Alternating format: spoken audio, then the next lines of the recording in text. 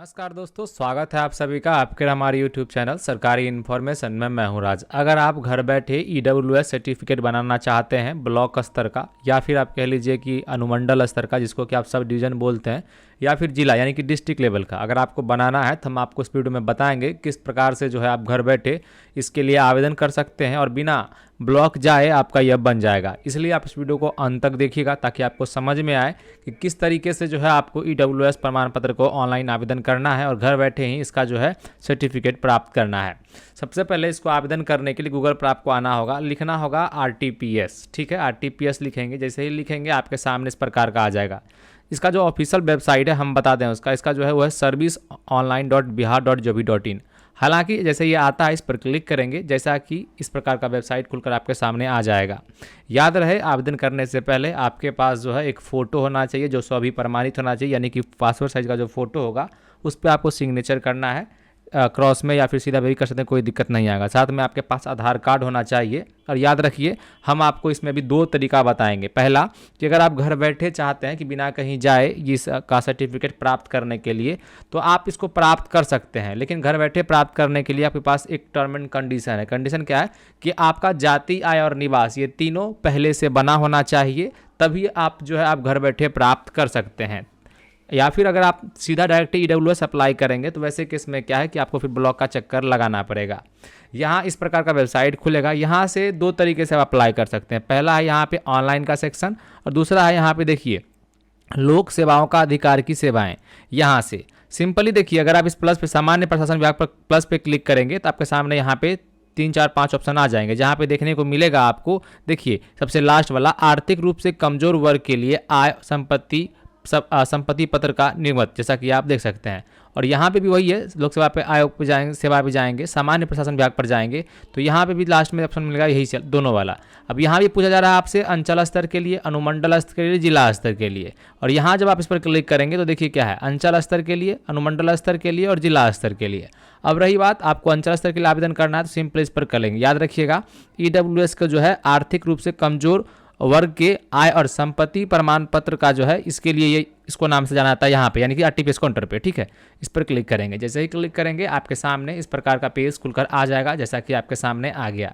ये single page का form आता है, याद रखिएगा, इसको बहुत तेजी से भरना होता है, नहीं तो बाद में कहता है कि सर्वर चले जाने के बाद आपको दोबारा फॉर्म को फिल करना होगा। तो इन चीज़ों को आपको बारीकी से ध्यान रखना है। इसलिए इस फॉर्म को आवेदन करने से पहले आपके पास जो है फोटो में जो है सभी प्रमाणित किया हुआ होना चाहिए, आधार कार्ड होना चाहिए पहले से, निवास प्रमाण पत्र, जातीय प्रमाण पत्र और आय प्रमाण पत्र पहले से होना चाहिए, सब कुछ PDF बना हुआ, ताकि फॉर्म भरने में आपको आसानी हो और किसी भी तरह का समस्या का सामना आपको ना करना पड़े। हालांकि जो प्रक्रिया हम आपको बता रहे हैं ये प्रक्रिया काफ़ी ईजी है और आप घर बैठे अपने फ़ोन के माध्यम से, अपने लैपटॉप के माध्यम से इसको अप्लाई कर सकते हैं।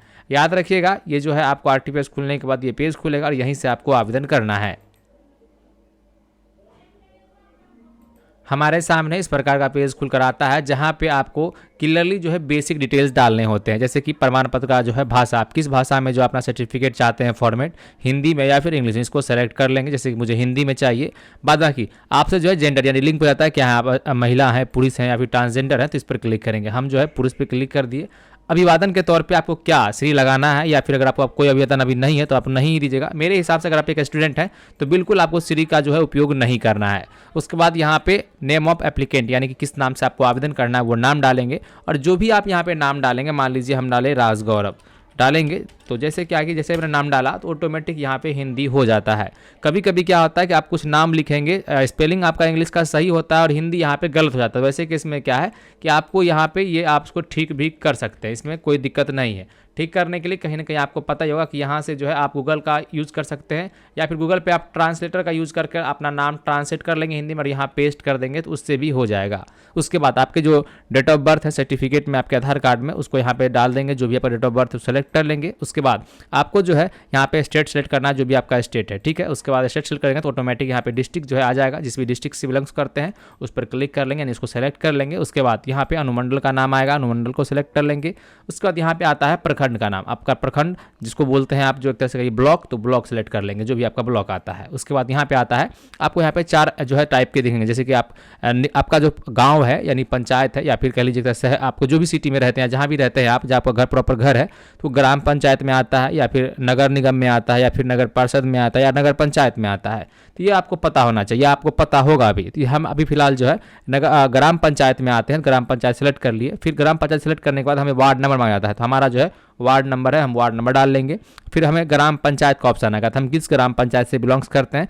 तो आप का जो भी आप जहाँ से भी अप्लाई किए होंगे, जो भी डिस्ट्रिक्ट सेलेक्ट किए होंगे, जो भी ब्लॉक सेलेक्ट किए होंगे, तो उस ब्लॉक के अंदर जितने भी ग्राम पंचायत आते हैं वो आ जाएंगे। आने के बाद यहाँ पे आपको मैनुअली अपना जो है घर का नाम डालना है इंग्लिश में, जो डालेंगे तो ऑटोमेटिक जो है यहाँ पे हिंदी हो जाएगा। मान लीजिए कि हम लिख देते हैं यहाँ पे बिहपुर लिखेंगे, और बिहपुर का स्पेलिंग हम यहाँ पे जैसे लिखते हैं और स्पेस डलवाएंगे, यानी कि जो है यहाँ पे देखिए मैंने बिहपुर लिखा और यहाँ पे स्पेस बटन दबाया तो ऑटोमेटिक ये हिंदी हो जाएगा। ठीक है, तो आप जो है अगर स्पेस बटन नहीं दबाते हैं तो वो एज इट इज़ जो है इंग्लिश ही रह जाएगा। अगर आप स्पेस बटन दबाते हैं तो उससे क्या हो जाएगा कि वो हिंदी हो जाएगा।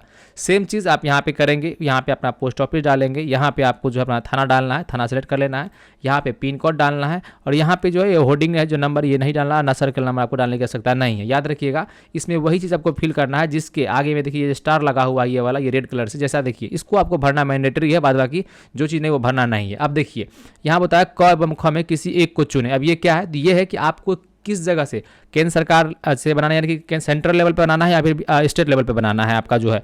तो हम जो है फिलहाल सेलेक्ट कर ले रहे हैं स्टेट लेवल पे, क्योंकि मुझे बिहार का निवासी हूँ तो मैं स्टेट लेवल बनाना चाहता हूँ। अगर आप केंद्र सरकार का बनाना चाहते हैं तो ऊपर पर आप क सेलेक्ट कर लेंगे। ठीक है, यहाँ पे केंद्र हेतु अधिसूचना ये जैसा कि आपको पढ़ेंगे बाद बाकी। अभी हम जो है स्टेट लेवल पे कर रहे हैं तो स्टेट सेलेक्ट कर लेंगे।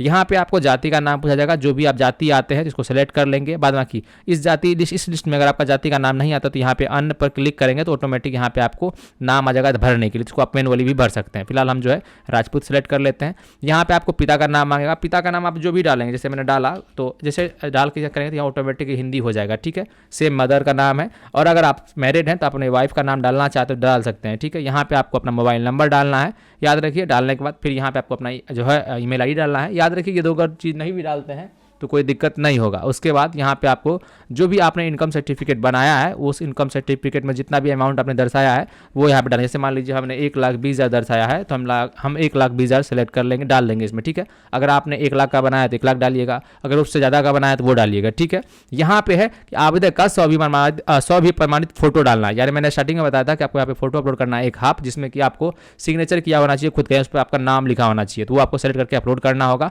उसके बाद यहाँ पे सिंपली जो है आई एग्री पे क्लिक करेंगे और यहाँ पे जो है आपको कैप्चा को डालना है और यहाँ पे सबमिट बटन पर क्लिक करना है। जैसे इस पर क्लिक करेंगे एक पेज खुलेगा जहाँ पे आपको डॉक्यूमेंट्स अपलोड करने के ऑप्शन आएंगे, जो कि मैं आपको दिखाता हूँ। लेकिन उससे पहले आपको जो है व्यू का एक ऑप्शन आएगा जहाँ से आप जो भी चीज़ भरे होंगे एज इट इज वहाँ पे सारा चीज़ दिखने को मिलेगा, जहाँ पे आप अपना चीज़ों को मिला सकते हैं कि आपने जो डिटेल भरा है वो सही है या फिर नहीं है। दोस्तों एक चीज़ हमने आपको बताना स्टार्टिंग में भूल गया कि यहाँ पे जो आधार नंबर मांगा जाता है, बिल्कुल आपको यहाँ पे आधार नंबर डालने की आवश्यकता नहीं है, क्योंकि यहाँ पे जो आधार नंबर है ये जब आप डालेंगे तो आपके जो है आधार से जो मोबाइल नंबर लिंक है उस पर OTP जाएगा। और याद रखिएगा वो सर्वर सही से वर्क नहीं करता है, इसलिए फॉर्म भरते समय आपको यहाँ पे आधार नंबर नहीं डालना है, बल्कि आधार को मैनुअली आपको अपलोड करने हैं। इस प्रकार से प्रीव्यू पेज आ जाएगा जहाँ पे आपने जो भी डाटा भरा होगा उसको आप यहाँ पे स्क्रॉल डाउन करके देख सकते हैं। बाद बाकी अगर इसमें कुछ गलत पाया जाता है तो यहाँ पे एक एडिट का ऑप्शन है, इस पर क्लिक कर आप फिर से बैक उसी पेज पर आ जाएंगे और जो भी आपका मिस्टेक है आप उसको सुधार कर सकते हैं। लेकिन अभी क्या है कि हमारा सब कुछ सही है, हम क्या करेंगे अटैच एंड एक्सरे पे क्लिक करेंगे। जैसे क्लिक करेंगे हमारे सामने जो है अपलोड करने का एक सेक्शन आ जाएगा, जैसा कि आप देख सकते हैं। यहाँ पे क्या है कि देखिए आपको ऑप्शन मिलेंगे दाता पहचान पत्र, आधार कार्ड, मनरेगा जॉब कार्ड, जो भी इसमें से आपका डाटा है वो रहे। याद रखिए अगर आपके पास जाति आय निवास बना हुआ है तो आधार कार्ड के साथ जो है उसको सबका एक PDF बना लीजिए, और बनाने के बाद आपको चॉइस फाइल पर जाके जाना है और जो भी आपका PDF है उसको सेलेक्ट कर लेना है। और उसके बाद क्या करना है, यहाँ पे आपको क्या करना है, सिंपली जो है सेव एंड एक्सरे पर क्लिक करेंगे। जैसे करेंगे आपका जो है डाटा इस प्रकार से सेव हो जाएगा और आसानी पूर्वक आपका फॉर्म सबमिट हो जाएगा। अब देखिए हमारा जो है फाइनल के लिए सबमिट के लिए आ चुका है। अब हमने जो सेव किया था अब यहाँ मुझे फाइनल सबमिट का ऑप्शन आता है और फाइनल आप सबमिट कर लेंगे। जैसे ही सबमिट करेंगे आपका जो है रिसीविंग आपके सामने आ जाएगा, उसको आप जो है आगे काम आने के लिए उसको आप प्रिंट आउट या फिर सेव करके रख लेंगे कि ताकि आपको आगे काम आ सके। याद रखिएगा अगर आपका जल्दबाजी में अगर बनवाना है तो आपको डॉक्यूमेंट लेकर, उस प्रिंट आउट को लेकर अपना निवास प्रमाण पत्र, आय प्रमाण पत्र और जाति प्रमाण पत्र और आपका जो आधार कार्ड लेकर आपको ब्लॉक जाना होगा और वहाँ आपको जाके डॉक्यूमेंट जमा करने होंगे।